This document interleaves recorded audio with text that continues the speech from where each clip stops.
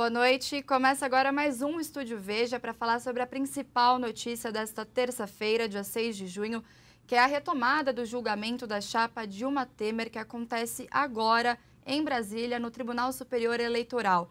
Aqui comigo no estúdio está o nosso convidado, Alberto Rolo, que é especialista em Direito Eleitoral. Boa noite, Alberto. Boa noite, Nicole. É um prazer participar do programa nesse momento especial, né? Muito obrigada. E também o colunista de Veja.com, Augusto Nunes. Boa noite, Augusto. Boa noite, Nicole. Antes de nós conversarmos aqui um pouquinho sobre as questões técnicas desse julgamento, eu vou chamar o repórter Edgar Maciel, que está em Brasília, acompanhando agora o julgamento. Boa noite, Edgar.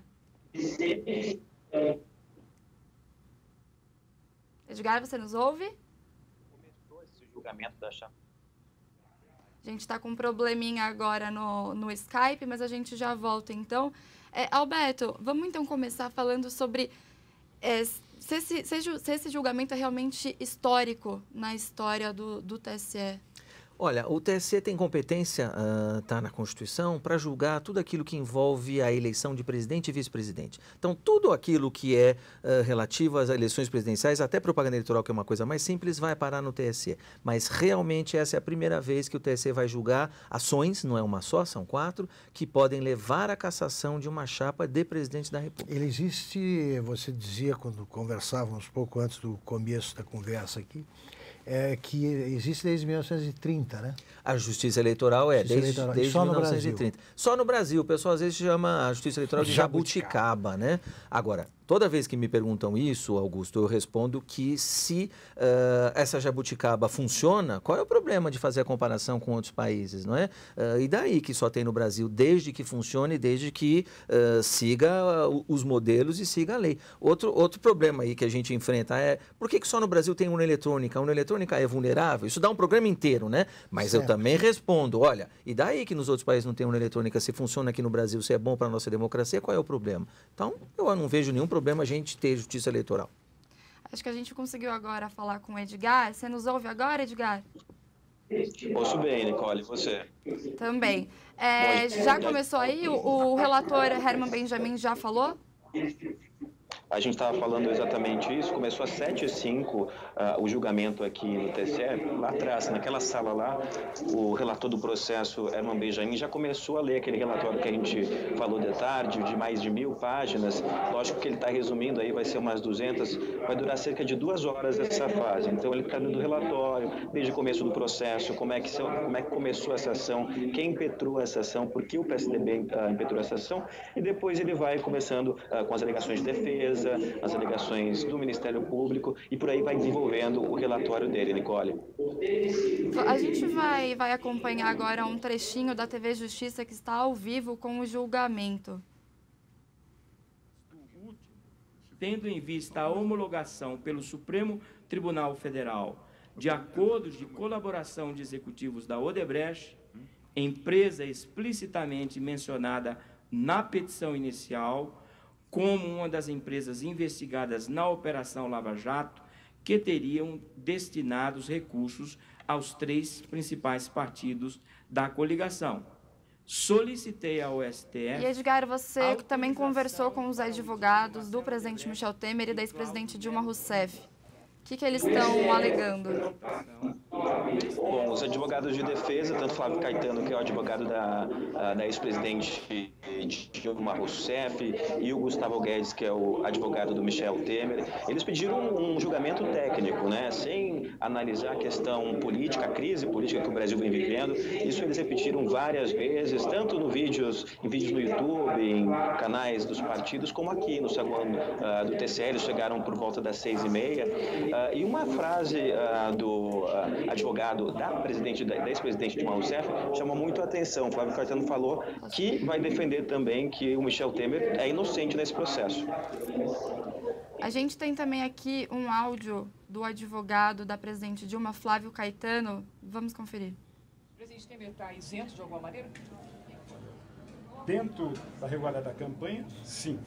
Houve uma divisão na nossa defesa, quando a partir de um momento a defesa de Michel Temer passa a dizer que deveria haver uma separação de responsabilidades. Isto é impossível.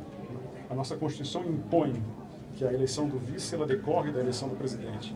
Ela impõe que vice e candidato a presidente compõem a mesma chapa. Ela impõe prestação de contas única. E mais, se Michel Temer quisesse votar só nele, ele ia até a urna, apertaria o 13 e apresentaria o Dilma Rousseff. Edgar, só para a gente concluir, para você retomar um pouquinho do que a gente conversou hoje à tarde sobre o clima aí em Brasília. Desculpa, Nicole, eu não consegui te ouvir daqui. Como que está o clima aí em Brasília, a segurança?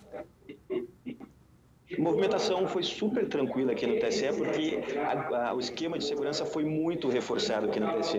Tanto a Polícia Federal cercou todo o prédio aqui do TSE, poucos manifestantes, inclusive agora no final da tarde, a gente viu alguns membros da rede, de outros partidos pedindo a cassação da chapa Dilma e Temer, mas não se viu aquele protesto esperado, exatamente por esse esquema de segurança. Aqui dentro as pessoas estão ligadíssimas, tanto que o Congresso esvaziou, todo mundo está acompanhando esse julgamento aqui no TSE, Nicole.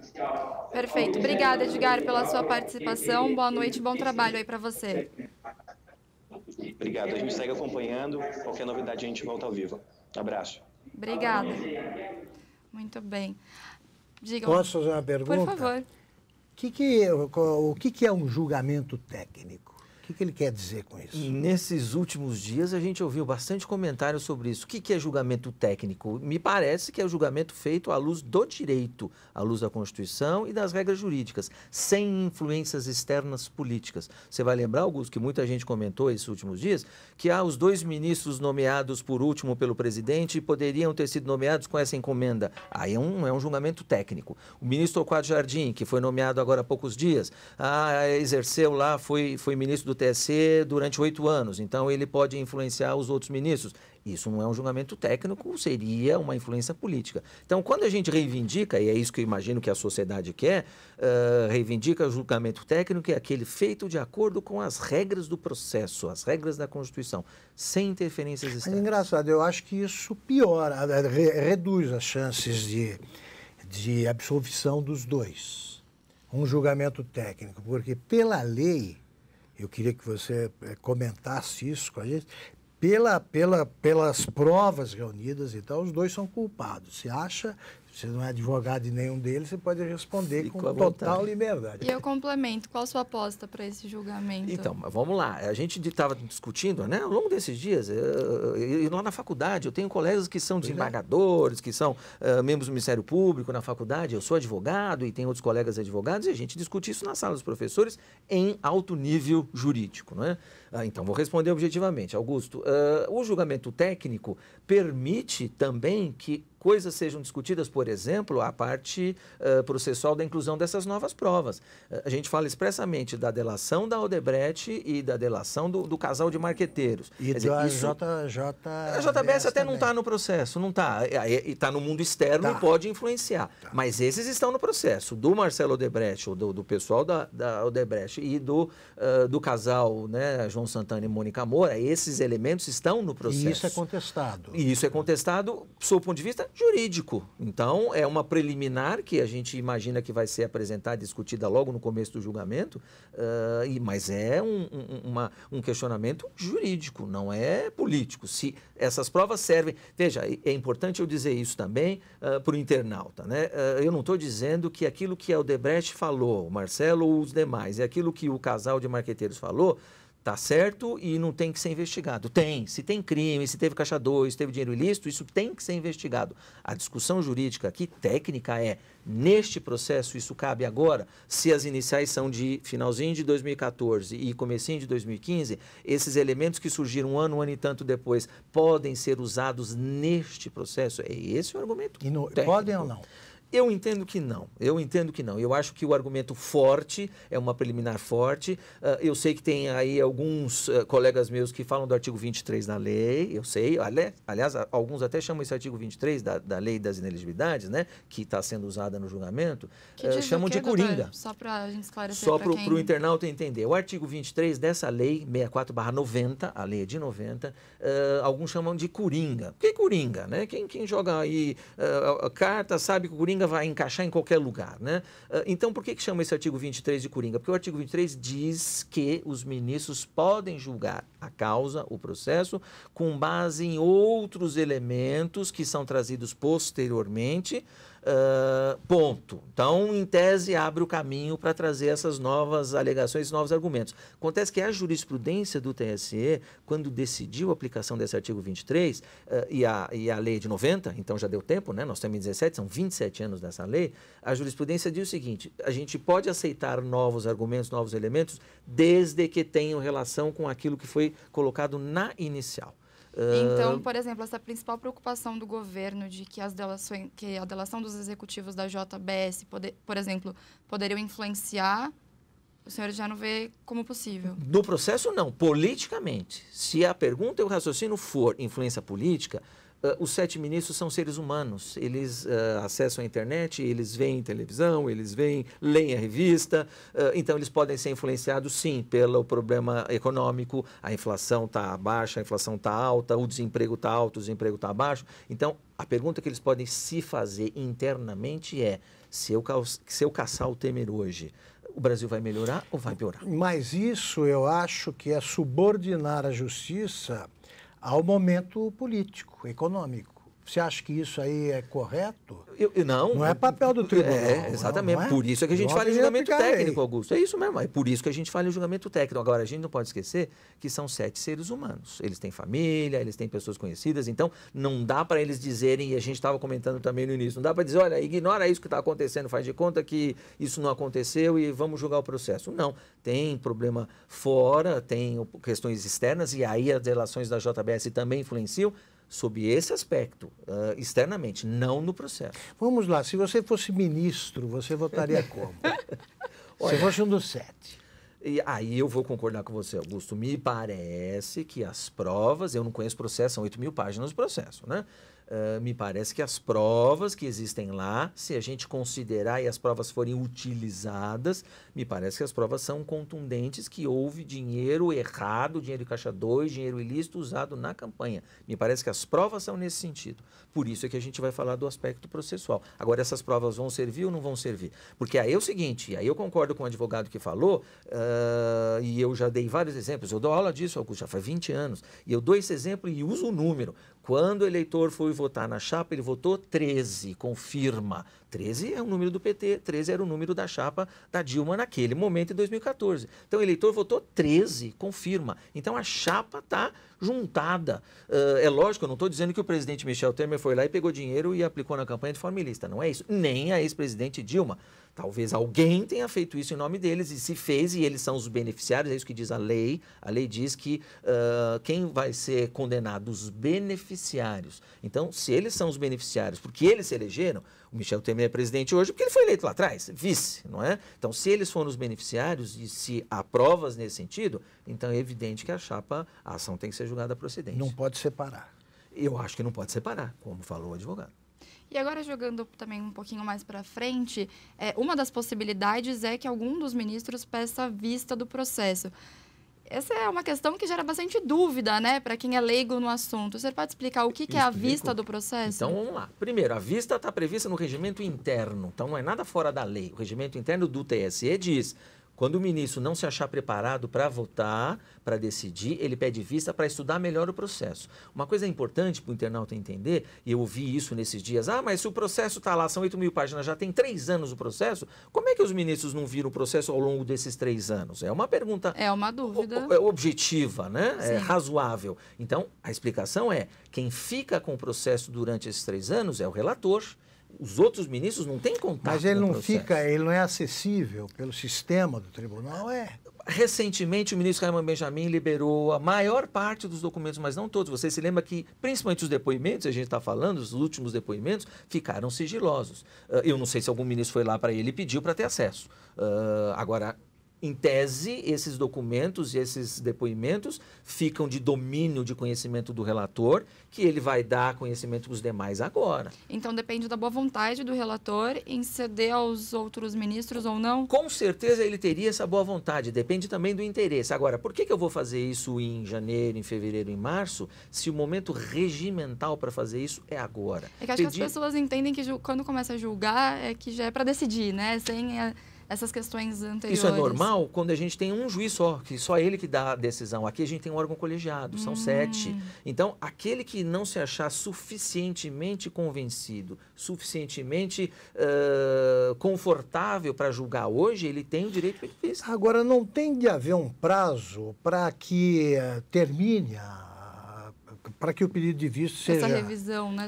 Cumpra já que ele precisa se informar, tem que ter um prazo para que ele se informe. O regimento interno... alguém pode ficar impunemente, pode reter o processo por meses. Eu acho que isso não vai acontecer nesse caso, Augusto, porque a própria sociedade está fiscalizando. Isso existe no Supremo com frequência. No Supremo, lá atrás. E aí, por causa disso... mas por causa disso, o próprio regimento interno do Supremo foi alterado no sentido de tentar impor um prazo para esse pedido de vista. Que prazo existe no TSE?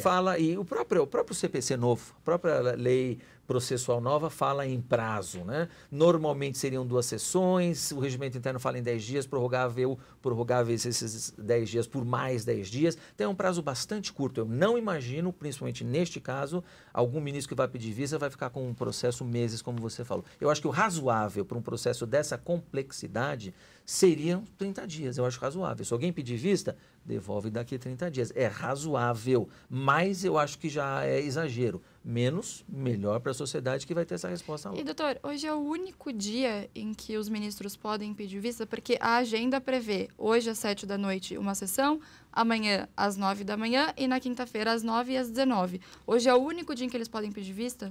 Se o regimento for seguido à risca, o ministro pede vista na hora que ele vai votar. E a gente tem a ordem de votação. Então, depois que votar o ministro Herman Benjamin, o segundo é o ministro Admar e depois o ministro Tarcísio. Vamos ficar nesses próximos aí. Se na hora que o ministro Admar for votar, ele quiser pedir vista, esse é o momento dele pedir vista. Se ele votar, passa a vez para o ministro Tarcísio. Se o ministro Tarcísio achar que precisa pedir vista, esse é o momento dele pedir vista. Agora eu vou reiterar a pergunta da Nicole. Qual é a sua aposta? Olha, eu acho que essa questão processual de tirar essas provas que foram acrescentadas depois, ela é muito forte. Eu espero que o cidadão não fique decepcionado, porque também tem o seguinte, às vezes a gente fala aí em final de Copa do Mundo, um ganha, um perde, e não é o caso aqui. Nós não estamos falando de final de Copa do Mundo, não estamos falando de jogo de futebol. Aqui é o futuro do Brasil que está em risco. Então, eu acho que esse elemento processual é forte, vamos imaginar, né? Tira essa parte da Odebrecht, tira essa parte dos marqueteiros. O que sobra? O que sobra é o suficiente ou é suficiente para impor uma condenação? Aí precisa analisar os autos, aí respondendo também objetivamente, Augusto, aí me parece que não. Me parece que as provas que ficarem lá no processo não seriam suficientes para a cassação da chapa. Antes de nós continuarmos aqui a entrevista, vamos assistir mais um pouquinho o julgamento que acontece lá em Brasília, no Tribunal Superior Eleitoral, ao vivo, agora à noite. Doação de fornecedores da Petrobras para a campanha presidencial de 2014, tendo sido revelados muitos pagamentos em pleitos anteriores, mas absolutamente nada oriundo da estatal em doação legal ou propina para os representados. Sobre a arrecadação, diz ainda... Doutor, me corrija se eu estiver errado. Quem está falando é o relator, Herman Benjamin, mas ele está fazendo agora aquele resumo das 1.086 páginas do relatório dele, é isso? Isso, aparentemente é isso. E aí, neste resumo, ele vai relatar as alegações do autor e as alegações dos réus. Então, ele tem que ser fiel. E chegar a uma conclusão. Isso, ele tem que ser fiel. Aparentemente, ele está relatando as alegações da defesa. Ou pode ser até da acusação, pelo que a gente está entendendo agora, porque ele está falando da Petrobras. Diz que não houve propina, não houve nada. Não houve essa comprovação. Então, é da defesa. Pode ser da defesa. Pode ser da defesa. E doutor Alberto, esse julgamento ele termina na quinta-feira? Se nenhum ministro pedir vista hoje, ele termina na quinta-feira realmente? Tem uma decisão na quinta-feira ou não? Ele pode terminar hoje. Nada impede que termine hoje, porque não tem uma duração a sessão. Eu sei que tem sessão marcada hoje, amanhã às 9 votação horas. completa. Nossa. Tem sessão marcada para amanhã às 9 horas. Tem sessões do TSE que às vezes vão até 1, 2, 3 horas da manhã, à medida da necessidade. Quem é que decide isso? Lógico, o presidente Gilmar Mendes, mas ele consulta os colegas dele. Olha, vamos mais um pouquinho, vamos até 1 hora da manhã, até 2 horas da manhã. Eles podem parar para tomar um lanche, para dar, né, uma esticada nas pernas, como a gente fala. Eles podem, para 15 minutos, para 20 minutos. Pode até terminar hoje, Augusto. Se não tiver nenhum pedido de vista, termina hoje. Por Então, essa ninguém nós vai não embora, esperávamos. Ninguém vai embora. Não. Agora, é o Brasil, né, Alberto? Porque a gente tem que lembrar que essa ação foi apresentada pelo Aécio Neves e, nas palavras dele, sempre elegantes, né? Para encher o saco deles. Essas No foram final de bonitas, 2014. Agora, ele tá a favor do Temer, tentando defender e tal. Isso, alguém pode... A pergunta técnica é a seguinte: alguém pode retirar essa ação? Não. Depois da apresentação, ela vai em frente. Excelente pergunta, Augusto. Em alguma... Para ver como a política vira, né? Quer dizer, alguém que era oposição lá, de repente precisa... faz parte da coalizão agora. E a sua pergunta está precisa aí. Isso foi pensado lá. Isso foi pensado pelo Aécio, isso foi pensado pelo grupo político do PSDB. Vamos tirar a ação porque agora nós fazemos parte do governo e interessa para a gente. Resposta do advogado. Se nós fizermos isso, o Ministério Público assume o polo ativo. Hoje o Ministério Público não é autor da ação. Mas se o autor desiste, o Ministério Público pode substituir. A gente chama de substituir. Pode ou automaticamente substituiria? Pode, não é obrigado. Pode. Então significa que retirar a ação não significa que ela ia ser arquivada.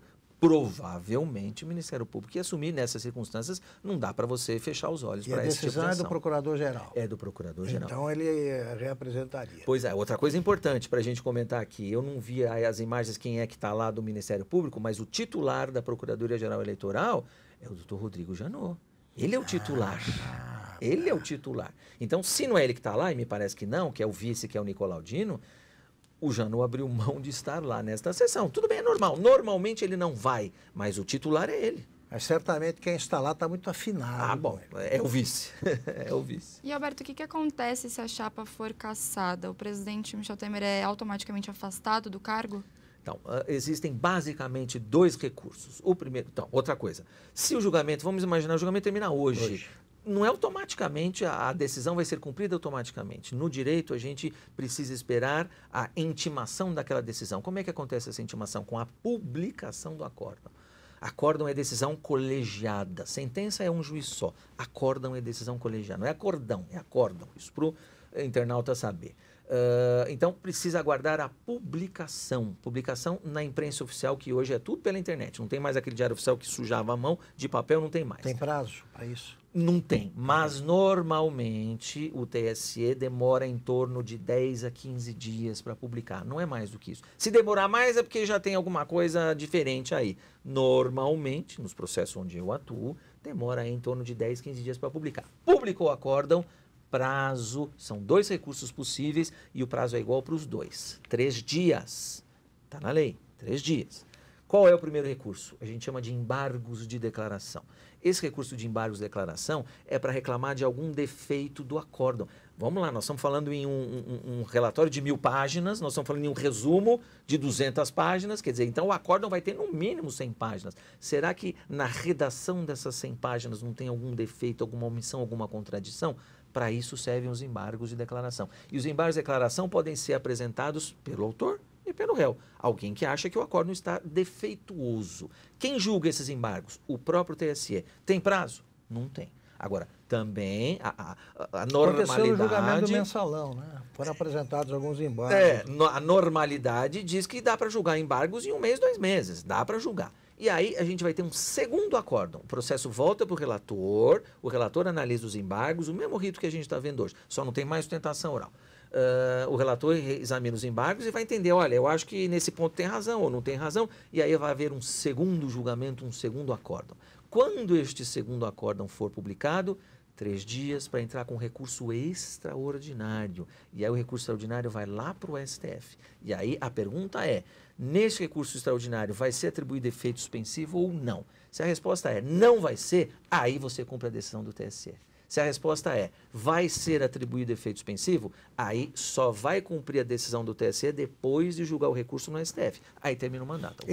Termina o mandato. Aí termina o mandato.